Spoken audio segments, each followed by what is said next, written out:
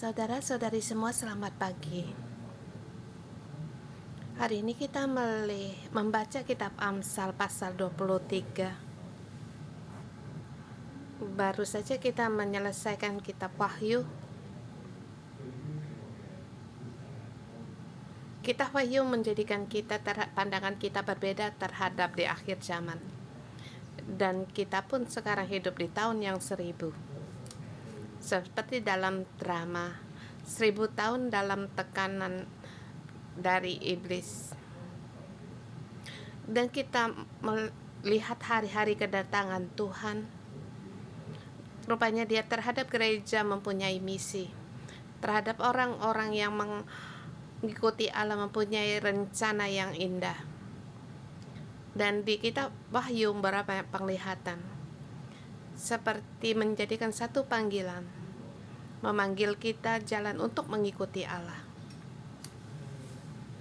Bahkan sampai di kitab Wahyu yang di pasal yang terakhir,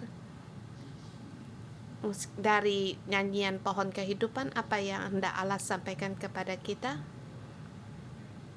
Rupanya Allah memberitahukan kepada kita bagi orang-orang yang mengikuti Allah untuk mendengar bahwa Ia memilih kita. Tapi sesungguhnya kuasa dari si ular, kuasa dari ular tua, baik itu binatang laut atau binatang dari bumi, setiap hari dia mengelilingi ke dalam kehidupan kita sehari-hari. Kita sebagai jemaat yang mengikuti gereja, baik di jemaat yang di kitab Wahyu 7 gereja atau 7 jemaat,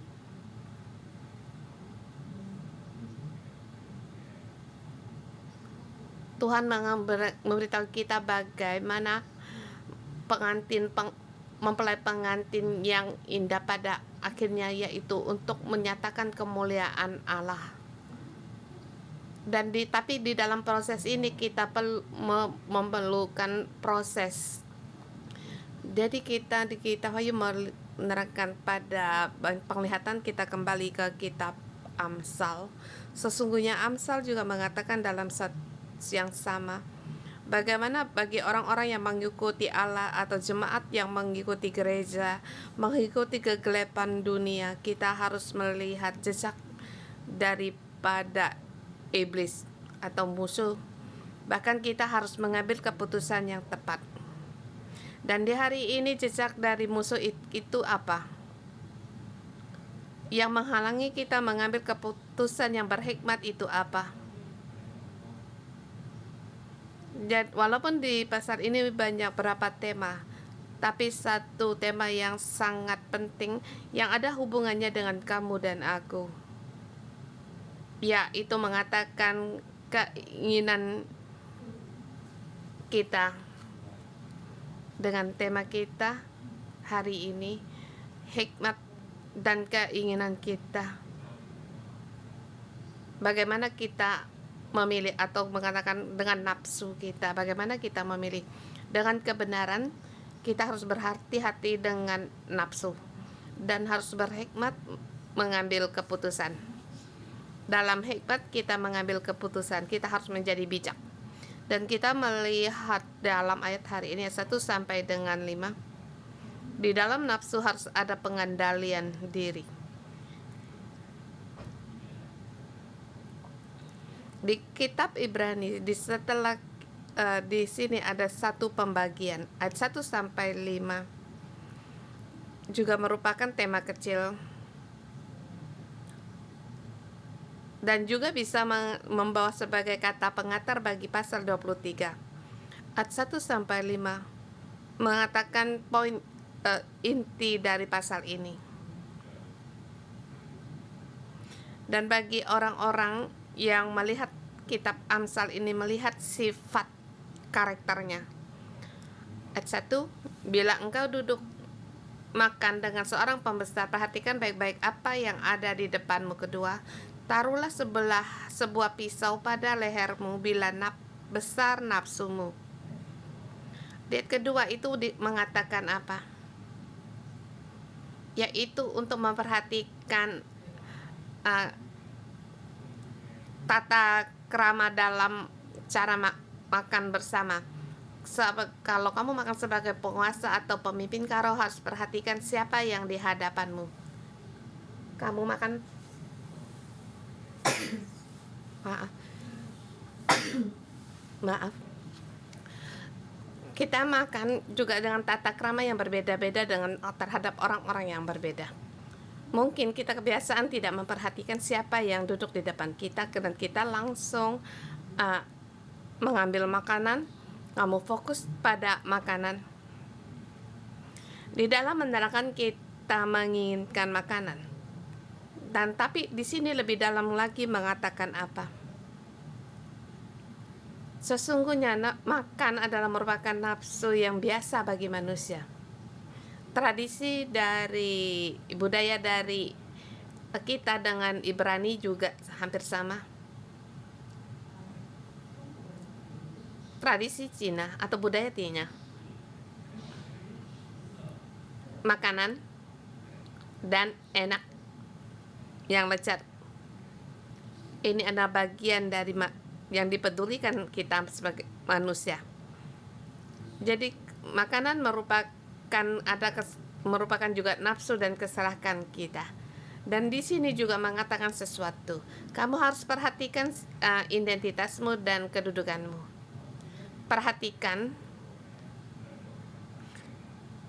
Di sini dikatakan perhatikan baik-baik, atau kamu harus sungguh-sungguh melihat.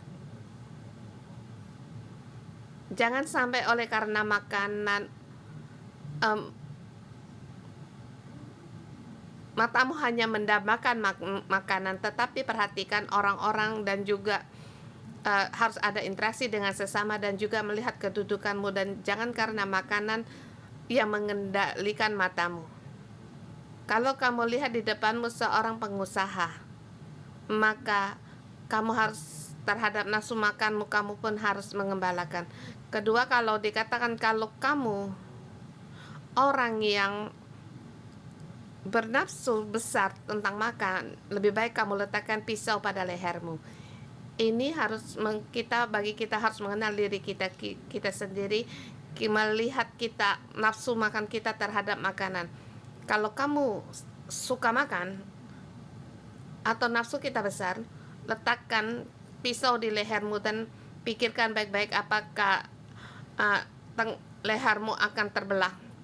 Ini merupakan satu pernyataan yang agak berlebihan. Tapi yang ketiga dikatakan, jangan mendambakan makanan yang lezat, sebab makanan ini menipumu. Dia akan membawamu pada jalan kebinasaan. Ayat 1-3, di sini ada 2 lapis. Dulu saya membaca, saya merasa bukan hanya mengatakan makanan. Dia mengatakan juga sifat manusia terhadap kekayaan atau keinginan. Dia menyatakan makanan terhadap nafsu kita. Tapi ini memberitahukan kepada kita juga, ini bukan hanya menyatakan kerasaan kita sebagai manusia, tetapi di sini mengatakan tentang soal makanan. Sebab makanan memang bisa membinasakan hidup kita. Pada saat kita lihat di kota yang modern,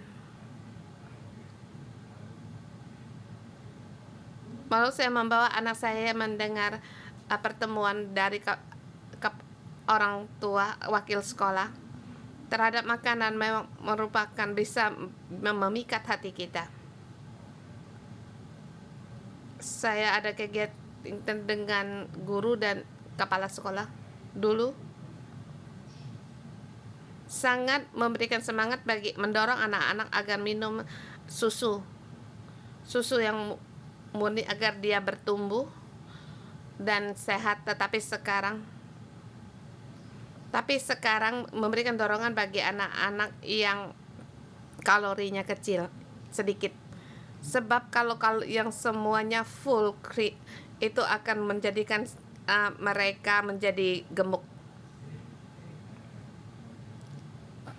Di sini mengatakan bukan hanya pada orang dewasa tapi terhadap seluruh kota kita terhadap makanan, akan nafsu mereka.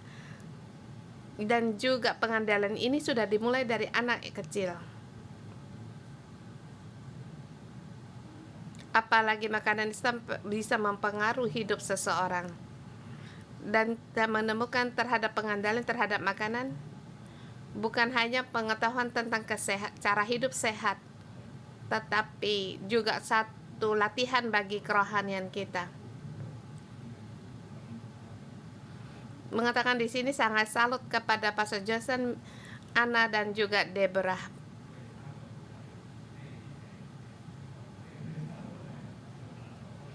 Mereka bertiga seperti regu yang khusus. Tapi pada saat saya melihat mereka dalam mengikuti Allah sangat integras. Dan sekarang setelah hamba bertumbuh, ada interaksi dengan mereka. Sebelum mereka makan, mereka akan berpikir pengendalian ini merupakan integrasi dalam hidup. Yang di depan kita, dari dulu mereka sekarang lebih fit dari yang dulu, banyak. Tapi saya melihat integrasi dalam pengendalian. Kalau kita mengatakan kita mengikuti Allah, tetapi dalam kebiasaan kita makan makanan tidak ada hubungan dengan Allah, sesungguhnya kita banyak akan halangan. Ini bukan hanya soal kecantikan, tetapi terhadap makanan kita mempunyai keserakahan. Ayat keempat sama 5 ini bukan hanya makanan, tapi termasuk kekayaan. Ayat keempat, jangan bersusah payah untuk menjadi kaya. Tinggalkan niatmu itu. Di sini ada perbedaan dari terjemahan teks asli. Tinggalkan niatmu ini merupakan satu perintah atau pengendalian.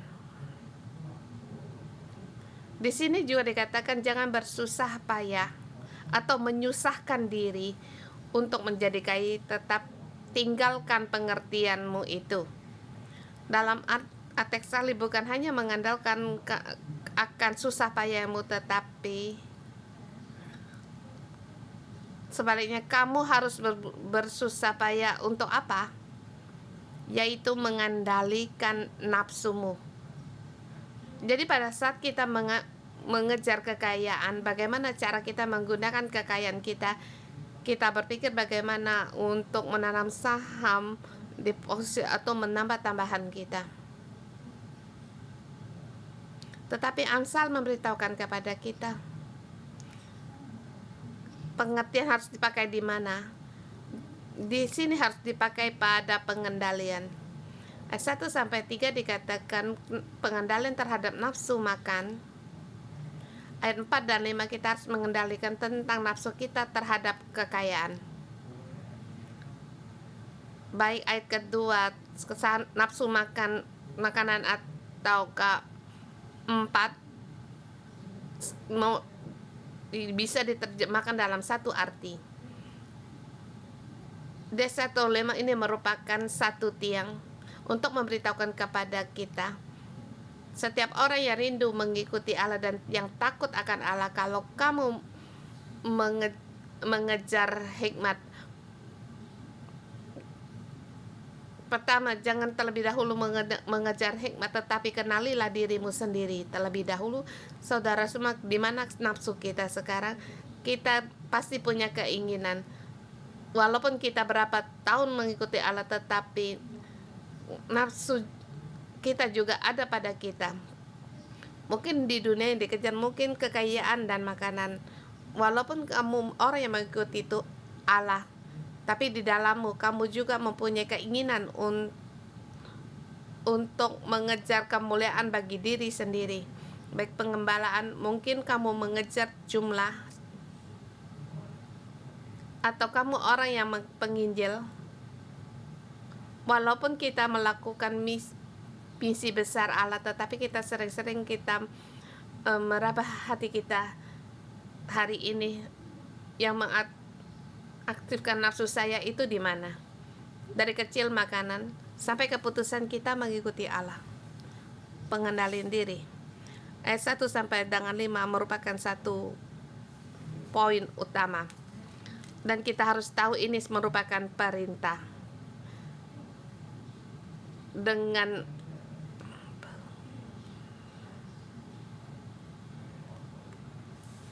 ayat 6 sampai 10 juga merupakan satu.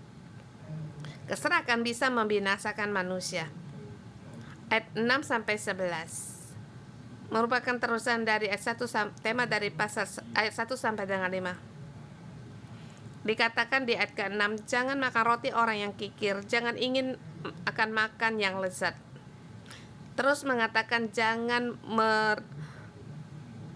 serakah terhadap makanan. Juga dikatakan jangan duduk bersama makan orang yang perhitungan, sebab semuanya itu punya di dalamnya ada kepalsuan. Dikatakan orang yang serakah dalam perhitungan, dalam hati mereka adalah sama, walaupun mulutnya berkata silakan dan minum, tetapi ia tidak tulus. Dan apa yang sudah kamu makan, kau harus memuntahnya, dan kata-kata yang manis juga sia-sia. Dan di sini dikatakan kata-kata yang manis ini, bagian ini merupakan adalah dalam makna juga memiliki pengertian atau hikmat. Orang-orang yang suka makan kekayaan orang dunia ini, mereka juga mempunyai orang yang juga orang bijak. Di dalam kata-katanya juga memiliki kata-kata yang manis. Kata-kata yang manis di ayat 22, di pasal 22 juga mempunyai sama yang muncul dan juga punya arti. Iya.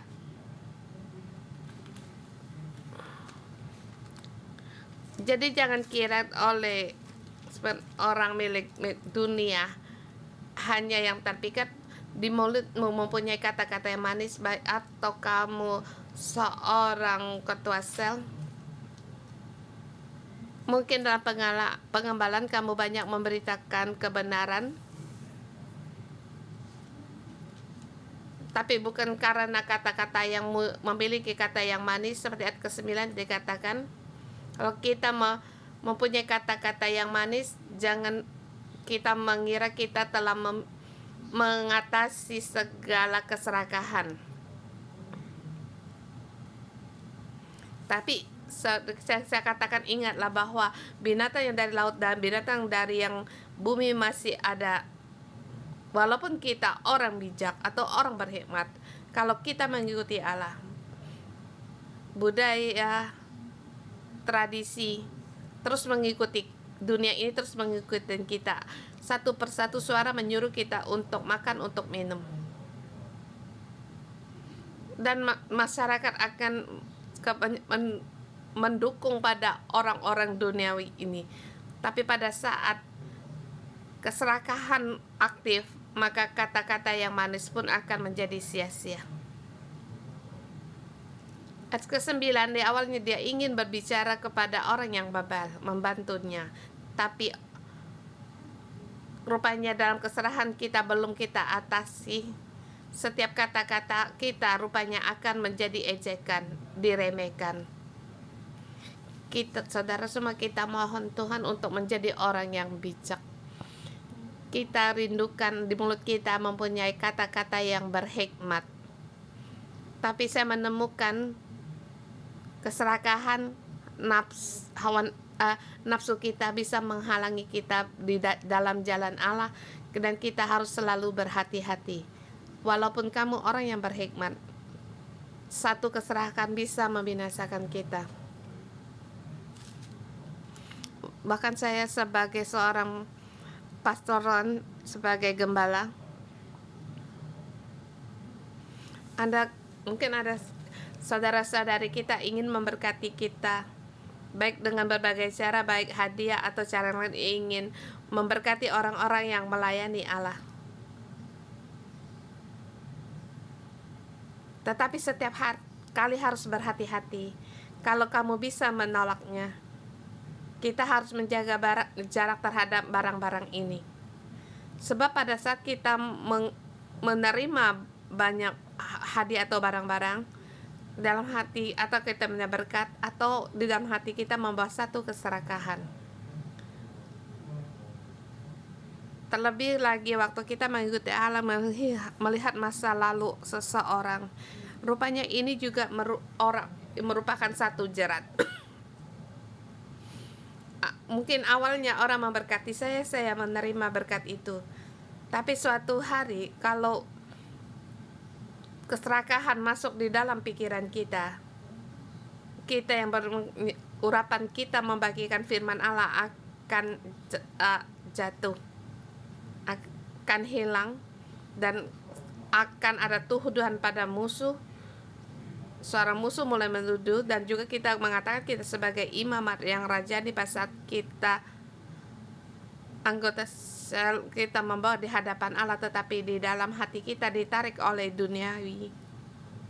Kita tidak bisa lakukan sebagai wakil. 11, 12, 10 dan 11 lebih serius lagi. Jangan engkau memindahkan batas tanah yang lama dan memasuki ladang anak-anak yatim. Batas waktu yang lama mempunyai boleh diterjemahkan setelah orang meninggal. Mengapa dikatakan jangan memindahkan batas tanah ini yang lama itu, atau orang yang lama, orang yang telah meninggal? Artinya penindasan terhadap seorang janda, suaminya telah meninggal.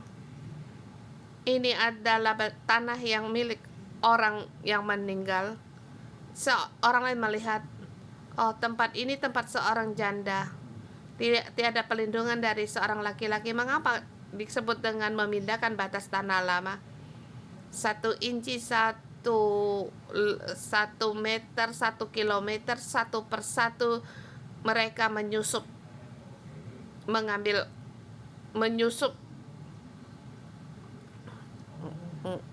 Aku tidak punya hak, tetapi pada saat tanpa orang sadari di tanah itu, tanpa pelindungan seorang laki-laki, saya memindahkan batas tanah. Dan di dalam Alkitab batas tanah telah mengatakan berulang kali. Setiap kali Allah di sini membawakan satu amarah, jangan memindahkan batas tanah orang lain. Yang Allah berikan padamu, kamu harus berusaha untuk memeliharanya. Tapi kalau bukan milikmu, jangan berusaha untuk memindahkan batas tanah itu atau mengambil milik orang lain. Dulu yang dimaksud kita sekarang juga ada warisan yang diberikan Allah kepada kita. Kita bisa iri pada orang lain. Waktu kita melihat di dunia tradisi atau budaya yang berbeda atau cara pendidikan yang berbeda, hati kita ingin selalu lebih banyak lagi. Seperti waktu berbagi pada saat peperangan, ketakutan akan mengendalikan hati kita. Kalau kita ingin lebih banyak lagi terhadap goncangan dunia, lebih banyak lagi mendapatkan rasa aman, mungkin kamu tidak ingin menindas anak-anak yatim atau orang janda, tetapi hati kita satu persatu kita bisa memindahkan batas tanah orang lain. Saudara semua, kita harus berhati-hati. Kalau hati kita tidak puas, bahkan kita menyakiti keuntungan, merugikan orang lain. 11 sebab dikatakan karena penebus mereka kuat, dialah yang membela perkara mereka yang melawan engkau. Di sini merupakan pengajaran dan juga penghiburan terhadap orang-orang yang serakah, yang tamak. Mungkin tanpa sadari kamu merugikan orang lain. Allah berfirman, Ia akan membela perkara bagi anak yatim atau janda. Jadi saudara semua, yang melawanmu adalah Tuhan Allah. Ini akibatnya sangat sangat menakutkan. Dan juga ini merupakan satu penghiburan kalau kamu janda atau anak-anak yatim dalam hidupmu menghadapi hal yang tidak adil. Ayat ini merupakan satu penghiburan bagi kita. Sebab juru selamat melihat segalanya, dia pasti akan membela perkara anak-anak yatim, orang janda. Allah sangat peduli terhadap kaum yang lemah. 12-18. Hati orang harus dipenuhi dengan pengajaran, hikmat, dan juga takut. 11 dikatakan hati manusia dipenuhikan apa? Bukan. Sebelumnya dikatakan hati manusia dipenuhkan oleh makanan, kita mencari di mana mempunyai tempat yang punya makanan yang enak. Kemudian dipenuhi dengan kekayaan, ada hubungan dengan kekayaan yang kita penuhi di hati kita. Mengapa orang lain ada, kita sendiri tidak ada? Tetapi di ayat 12-18 mengatakan seharusnya apa yang ada di hati manusia, di hati kita. Ayat 12. Arahkan perhatianmu kepada didikan dan telingamu pada kata-kata pengetahuan.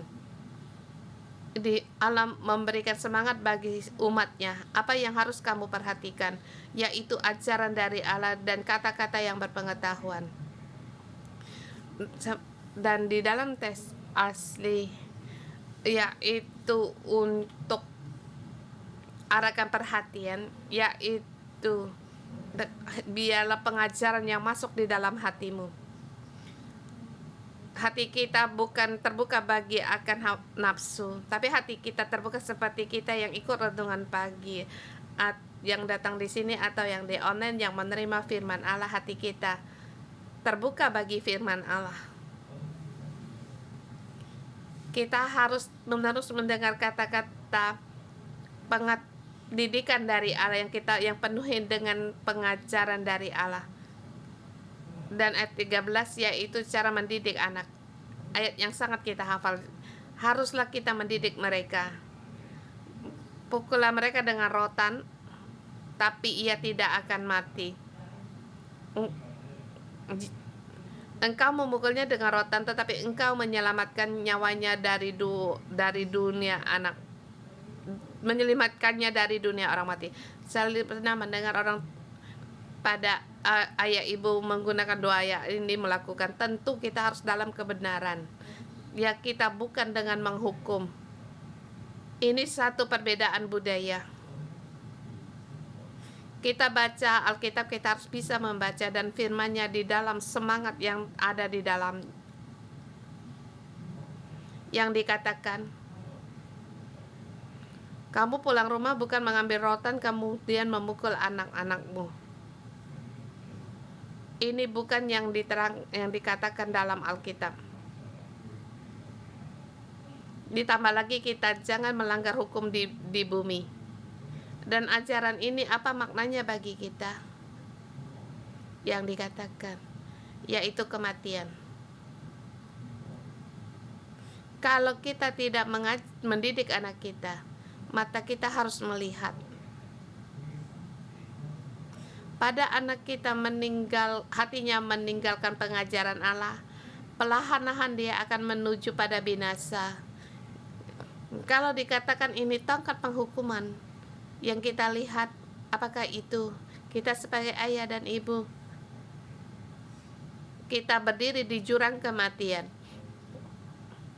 Tongkat kita harus menghalangi. Tongkat ini merupakan juga didikan dari Allah. Dengan kebenaran kita mendidik anak-anak kita. Kalau dalam dia tanpa kebenaran, dalam dunia yang gelap ini, anak-anak kita akan menuju pada binasa. Kita harus mengajar anak-anak kita. Jelas kita harus melihat gambaran ini. Kalau kita tahu selangkah menuju pada maut, kata yang harus kita katakan, kita harus katakan. Kebenaran harus kita tetap teguh terhadap pengajaran Allah. Kita jangan sia-siakan, terlebih lagi waktu dia masih kecil, waktu dia masih kanak-kanak. Dalam pendidikan juga mengajarkan kita di dalam usia tertentu, di dalam hati mereka bukan lagi ayah dan ibu. Jadi saat yang penting, waktu yang ayah memerlukan ayah ibu, yaitu waktu dia masih kanak-kanak. Kita harus memberi mereka kebenaran. Dalam setiap kita memberi kebenaran pada mereka, itu untuk mencegah suatu hari mereka menuju pada kebinasaan. Walaupun mereka berjalan yang telah jauh, kita sebagai ayah dan ibu, kita dengan membawa kasih, bukan membawa tuduhan. Tetapi kita harus mengajar supaya jangan sampai jiwanya menuju pada neraka. Ikatan hati kita juga harus diisi dengan firman Allah. Kita sendiri harus, supaya kita menjadi teladan bagi anak-anak kita. 17-18 yang harus hati kita harus kita isi dengan hikmat. Dikatakan, jangan hatimu iri pada orang-orang berdosa, tetapi takutlah akan Tuhan senantiasa. Ayat 15-16 terlebih dahulu, yaitu jika hati bijak, hatimu bersukacita, dan bibir mengatakan yang jujur. Di hatimu harus yang diisi dengan hikmat dari Allah, bukan pengajaran dari dunia. Di sini dikatakan kalau hati ini diisi dengan firman Allah, dengan hikmat Allah, pendidikan Allah, kamu pasti akan sukacita, sukaria, dan ada pengharapan. Hari ini mengingatkan kita sesuatu, yaitu hati kita harus diisi dengan firman Allah, atau kita diisi dengan perkara duniawi. Hati kita harus kita masukkan dengan takut akan Allah. Pada saat kamu pejamkan mata, mungkin kamu isi dengan orang-orang yang tidak kamu sukai, atau amarah terhadap yang tidak adil, yang tidak benar. Kamu penuhi dengan orang lain yang menyakitimu. Di sini diberitakan pada kita, takutlah akan Tuhan senantiasa. Sesungguhnya kamu akan mendapat upah, bahwa masa depanmu ada dan harapanmu tidak akan hilang. Terus sebagai ayat 19 merupakan juga satu tanda perintah. Ayat 11 juga sama, perhatikan, yaitu dengarlah dan jadilah bijak, tunjukkan hatimu ke jalan yang benar. Dikatakan kalau kamu mendengar hikmat, menanggapi ayat 1-5, jangan berdiri pada orang yang pelahap dan juga peminum, tapi hatimu haruslah condongkan kepada ayah ibumu. Kamu harus bisa mendengar seseorang, suara yang bisa, orang yang kalau kamu mendengar mereka pelahap daging, pemakan mikir, sesungguhnya mereka akan membawamu pada kebinasaan. Tetapi kalau kamu mendengar ayah dan ibumu, bila ibumu tua, janganlah kamu menghinanya, sebab kamu harus tahu siapa orang yang sungguh-sungguh mencintaimu. Ada kata yang manis, tapi katanya berbeda. Kamu merasa enak didengar, ingin meredakan hubungan dengan mereka, mungkin dikatakan gosip, atau dia akan mendengar akan curahan hatimu. Mungkin kamu berkata kepahitan, dia juga mendengar kepahitan. Tapi hari ini mengingatkan kita, kembalilah pada gembalaan, baik itu ayah ibu kandung kita atau ayah ibu rohani. Allah mengingatkan kita harus memilih untuk mendengar hikmat yang dari Allah. Jangan menghina. Ayat 23. Kebenaran itu sangat penting.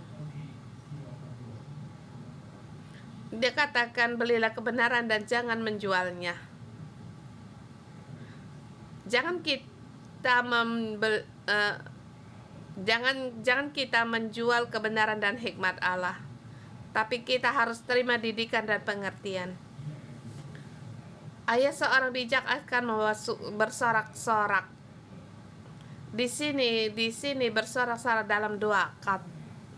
Sampai di ayat 25 sama dikatakan sukacita mendengarkan ayah dan ibu, maka kamu akan bersukacita. 2 generasi akan bersorak-sorai. Ayat 29 sampai 30. Kalau kebalikan kamu mendengar akan hawa nafsumu, maka kamu akan bersusah hati.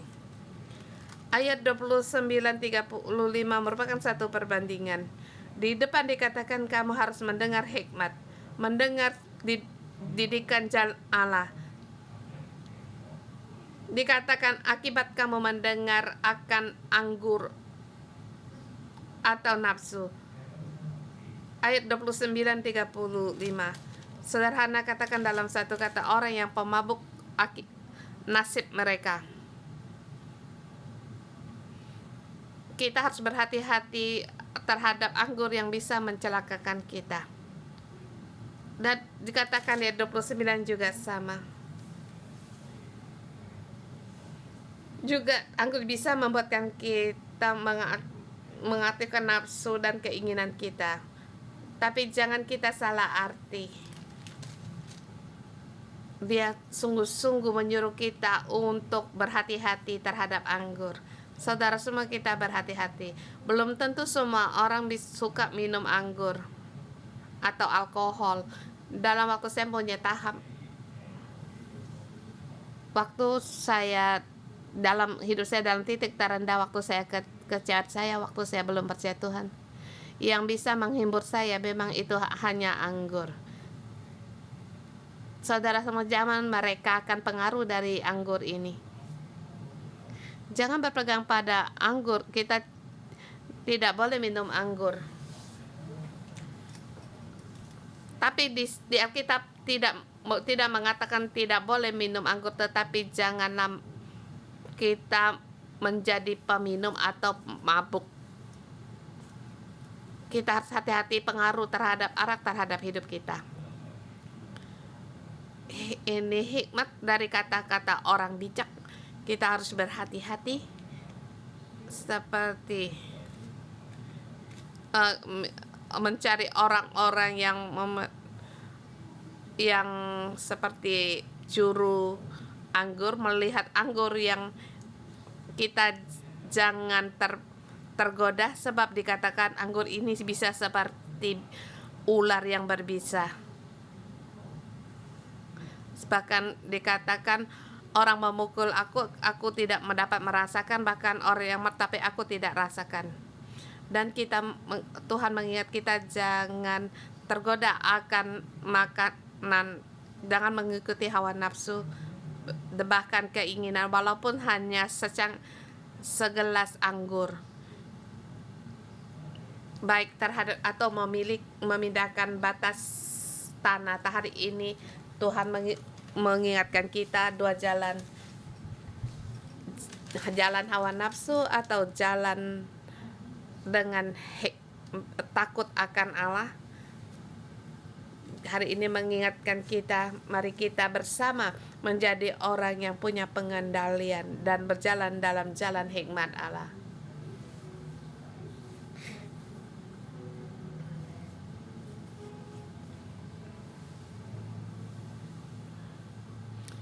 Hari ini juga ada tim doa keliling bersama para rekan gereja untuk mengurapi mereka. Tuhan Yesus, terima kasih mengutus kami bisa melayani dalam doa. Kiranya Tuhan Engkau menyertai kami, membawa kami, melindungi kami, mengurapi kami. Tuhan Yesus, di setiap siswa sukarelawan bersama dengan kami, Engkau melindungi kami dalam pelayanan ini. disertai dengan hadirat-Mu. Terima kasih Tuhan Yesus. Kami bersama memakai perlengkapan senjata ilahi dengan berikan pinggang pada kebenaran, berbaju zirah keadilan, berkasutkan kerelaan memberitakan Injil, berketopang keselamatan dengan berpedangkan roh, dan juga berperisai iman dengan berjubahkan kerendahan hati. Tuhan, urapan-Mu menyertai kami, dan Roh Kudus menyertai kami, lindungi kami dan juga keluarga kami dan gereja kami seluruhnya. Engkau melindungi dalam naungan darah anak domba. Haleluya, haleluya, haleluya, haleluya.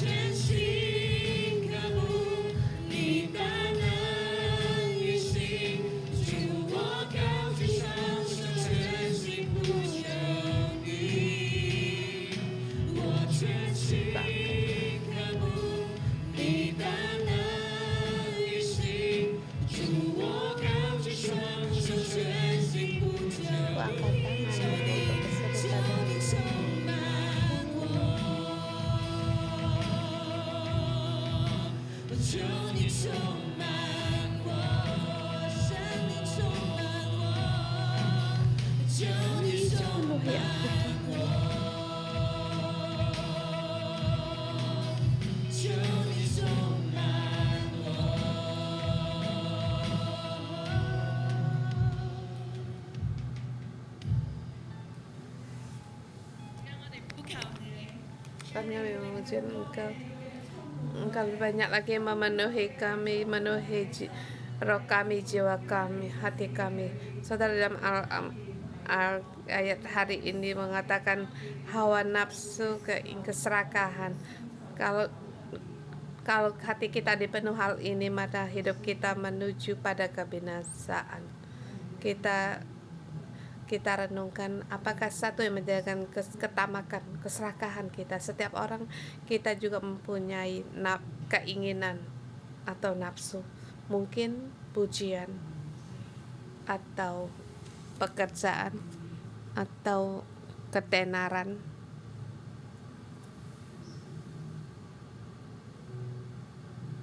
Mungkin yang terdalam bagi kita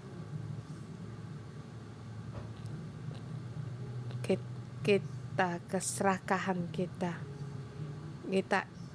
mengingini yang lebih banyak lagi tanpa batas. Kita mohon Tuhan untuk menyinari kita.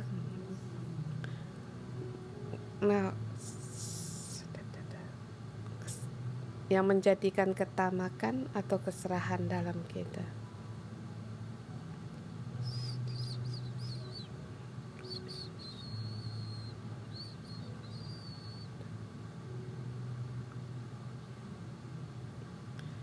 Tuhan, Roh-Mu memenuhi kami, hati kami, keinginan kami selalu dipenuhi apa yang bisa membawakan keputusan dalam hidup kami. Apakah itu kekayaan? pekerjaan, jabatan,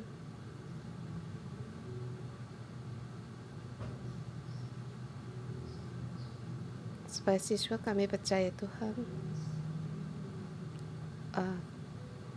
karunia kasih pengembalaan jumlah anggota sel Tuhan, Engkau terangi kami apa yang memenuhi hidup kami.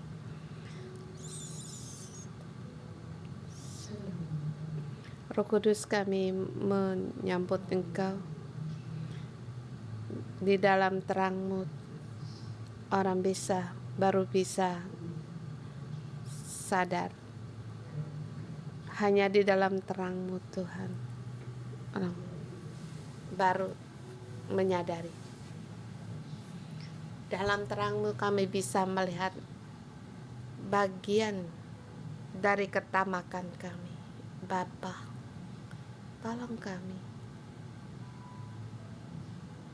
Tolong kami Tuhan.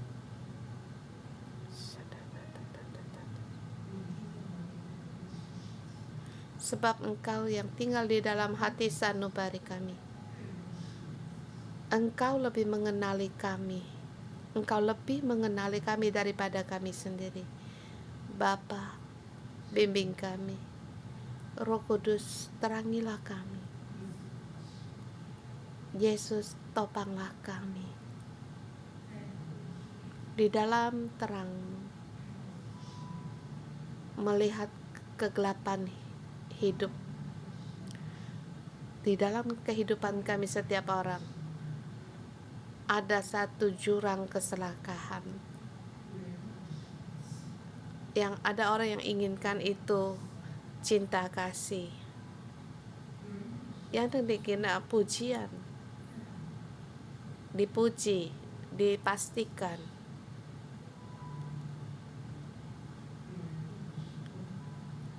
Ada orang yang perlukan yaitu keadilan. Keadilan itu baik, tetapi kalau yang keadilan dari manusia itu yang ditentukan dari pihak oleh manusia itu bukan hal yang baik. Tuhan Yesus, kami datang di hadapan Engkau. Yang kami ketamakan hati itu keserakahan. Kami tidak dapat mengandalkan emosi kami. Lihat Dia datang, kami terus mengaktifkan. Kami terbiasa dalam ahmarai.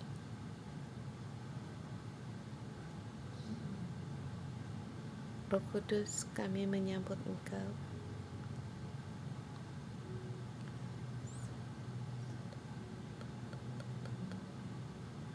Kami menyambut Engkau.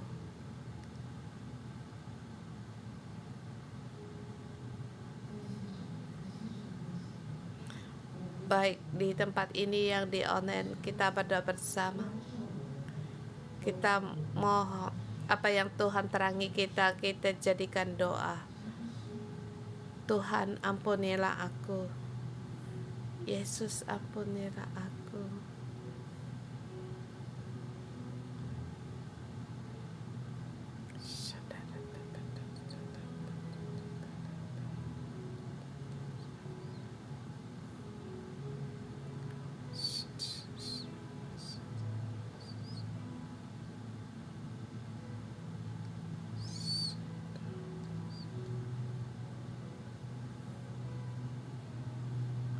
Yesus.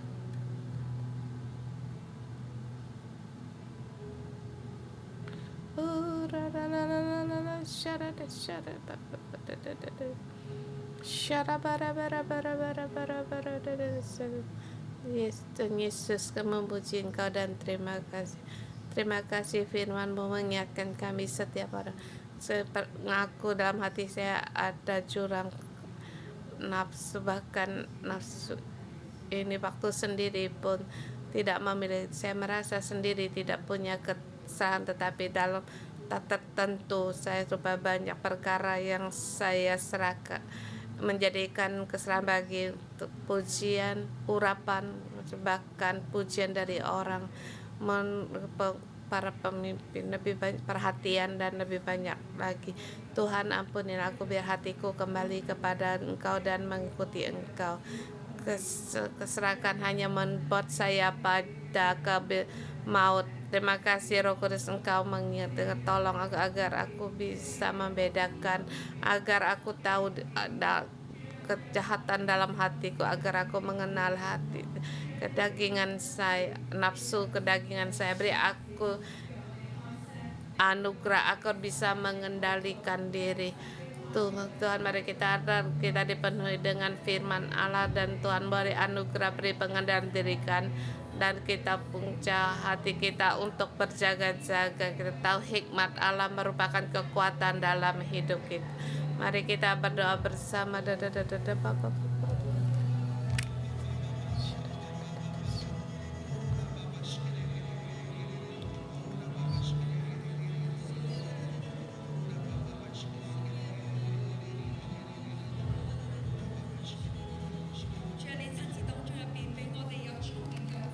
Tuhan, beri kami menjadikan punya hikmat agar kami bisa mengendalikan diri kami sendiri, agar kami juga jangan masuk dalam jerat dalam keserakaan, dan juga kami hidup dalam kebebasan yang sejati. Tuhan, tolong kami, dengar doa kami dalam nama Tuhan Yesus Kristus. Amin.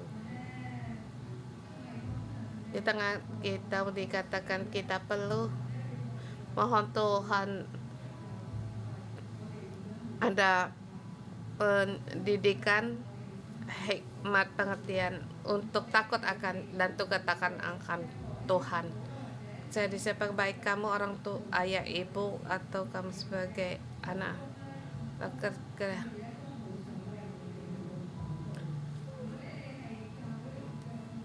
kamu sebagai ayah ibu yang melayani para guru-guru anak sekolah minggu atau anak-anak, dan berdoa untuk mohon Tuhan berikan hikmat untuk mengajar generasi kami berikutnya.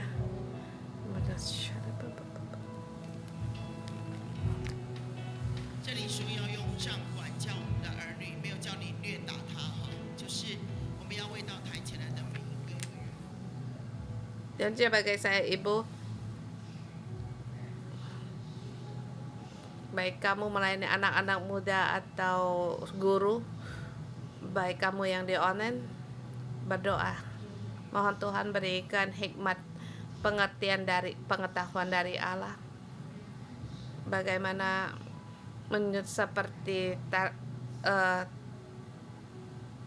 target patokan dari Allah untuk mengajar anak-anak kita. Saya anggota sel untuk berdoa.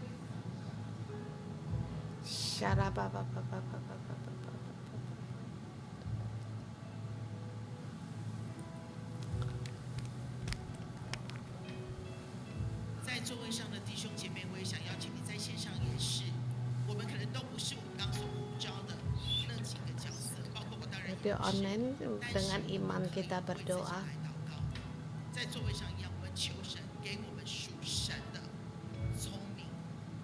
Kita minta pengertian, hikmat yang dari Allah memenuhi hati kita. Pengetahuan dan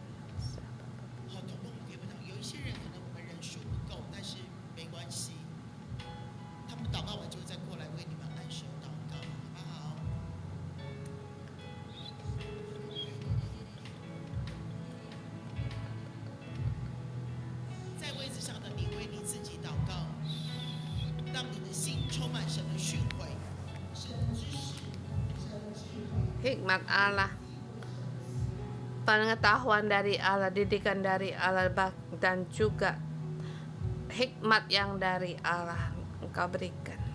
Berdoa untuk ini.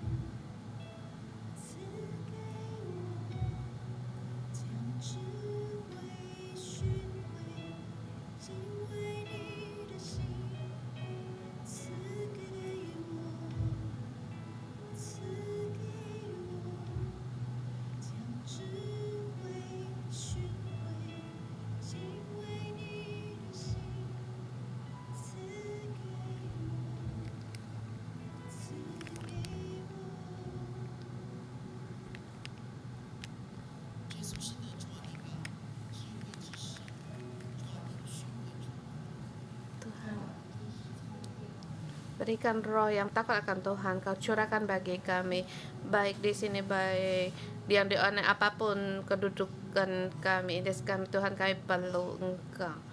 Sebab setiap orang punya kelemahan atau kebebalan, tapi Tuhan beri kami bisa melihat, bahkan ada perlu ketinggi hati, merasa benar sendiri Bapa. Semuanya ini Tuhan, ada kalau kami merasa baik, merasa benar sendiri, Tuhan ampunilah kami, tuntunlah kami Tuhan, penuhilah kami, ajarilah kami Tuhan, agar kami di dalam Engkau menjadi orang-orang yang berhikmat dan seumur hidup kami takut akan Engkau. Penuhilah kami dengan hikmat-Mu.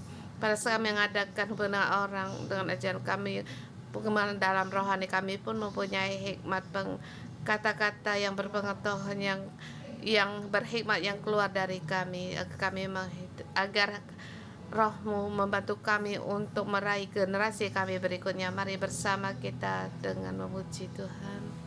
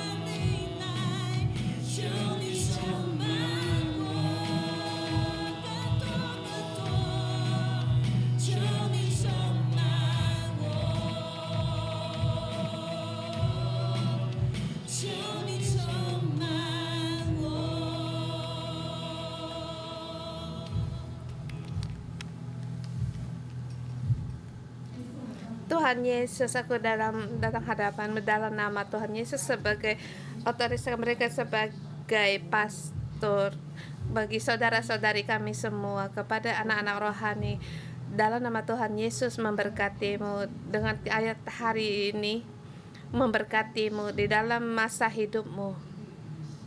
Kamu akan menerima hikmat yang dari Allah. Kamu hatimu bisa membedakan, bisa dan dikuduskan kata-kata yang dari manis yang dari Allah. Dalam nama Tuhan Yesus, di hatimu dipenuhi dengan hikmat, bahkan mulutmu selalu berkata kata yang benar, kata yang bahkan kata-kata yang manis yang menyembuhkan hati orang, kehidupan orang. Dan dalam hidupmu menjadi orang yang takut akan Tuhan. Apa yang kamu katakan, keputusan yang kamu ambil, dan setiap keputusanmu hanya tertuju akan diambil dari takut akan Allah. Di masa hidupmu kamu memberikan hatimu kepada Allah dan pandanganmu, kesukaanmu, dan adalah berjalan di dalam jalan Allah. Dalam nama Tuhan Yesus, dalam masa hidupmu memberkatimu, kebenaran Allah memenuhimu, memenuhi mulutmu. Dalam nama Tuhan Yesus, Roh Kudus, Roh hikmat memenuhimu, dan deklarasikan malaikat-malaikat akan menegak perisainya untuk memagarimu sebagai tembok pelindungan bagimu. Dimanapun, apapun yang kamu pikir, kamu lakukan, bahkan kamu katakan, bahkan di setiap lapis hidupmu kamu bisa mengendalikan diri. Roh pengendalian diri ada pada Tuhan, ada padamu. Dalam nama Tuhan Yesus memberkati demikian hidupmu, sehingga generasimu satu turun temurun, hidupmu mempengaruhi banyak orang, bukan hanya mempengaruhi orang-orang yang sekitar yang kamu, dan juga memberkati hidupmu juga mempengaruhi bangsa-bangsa. Dan berkat Allah terus-menerus tercurah dalam hidupmu. Dalam nama Tuhan Yesus memberkatimu. Amin.